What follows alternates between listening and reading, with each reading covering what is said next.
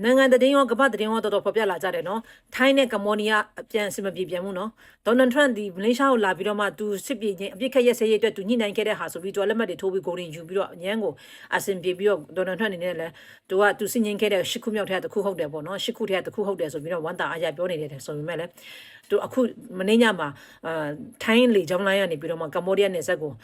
ကျဲလိုက်တယ်ပေါ့နော်အဲ့မှာထိုင်းကမ္ဘောဒီးယားနယ်ဒေသခံတွေပီတူတွေဖြပြသိမ်းဆောင်ရတယ်ဒီနေ့ဆိုလို့ရှိရင်လည်းထပ်ပြီးတော့မှဒီမှာကမ္ဘောဒီးယား news ကနေဖော်ပြချက်အရပေါ့နော်သူတို့ရဲ့ဒေသခံတွေရွာသားတွေသူတို့ရဲ့ဒီအမှနေတဲ့လူတွေကသူတို့ထွက်ပြေးသိမ်းဆောင်နေရတယ်ပေါ့နော်ပြီးတော့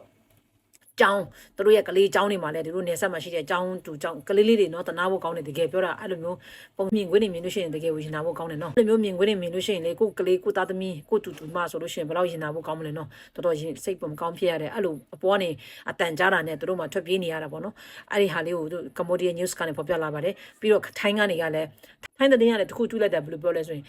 ကမ္ဘောဒီးယားသူတို့ရဲ့နယ်စပ်ကိုတိုက်ခတ်လို့သူတို့ကပေါ်နေလေကြောင်းနဲ့ပြန်ချတာပါဆိုပြီးပြန်ပြောနေပေမဲ့ပြောချင်တဲ့သဘောကဘာလဲဆိုရင်ဒေါ်နယ်ထရန့်ကသူတို့နိုင်ငံကိုအပြစ်ခတ်ရဲစေးမှာညှိနှိုင်းပြီးတော့မှဒေါ်နယ်ထရန့်ညှိနှိုင်းပြီးတဲ့ဟာလက်ခံပြီးတော့မှ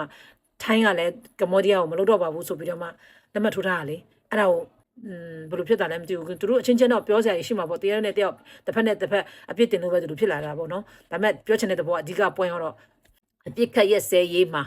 ဒေါ်နယ်ထရန့်ရေးပေးခဲ့တဲ့ဒေါ်နယ်ထရန့်ဖြန့်ဖြေပေးခဲ့ပြီးတော့မှညှိနှိုင်းပေးခဲ့တဲ့အပြစ်ခတ်ရဲစေးကမနေ့ရောဒီနေ့ရောပြန်ဖြစ်နေကြတယ်ပြောချင်တဲ့သဘောကလေတို့မြန်မာများကမ္ဘောဒီးယားထိုင်းနယ်ဆက်မှာရှိတဲ့မြန်မာများကျွန်မတည်င်းကိုတွေ့တယ်ဆိုရင်ဒါသူတို့အချိန်တွေကတင်းမာနေတဲ့ချက်မို့လို့ရှောင်တင်တယ်ပေါ့နော်ပြောချင်တာကတော့ဒီအခုဒီမှာလည်းတော်တော်များများရှောင်နေကြပြီလို့တော့ပြောတယ်အဲ့လေးကိုထပ်ပြီးတော့မှဒီလိုတည်င်းကိုပေါ့ဒီတည်င်းကိုပေါ့နော်တို့မြန်မာတွေကြားရအောင်လို့သိရအောင်လို့ကျွန်မမြန်မာလိုပြောပြ share လုပ်နေချက်ဖြစ်ပါတယ်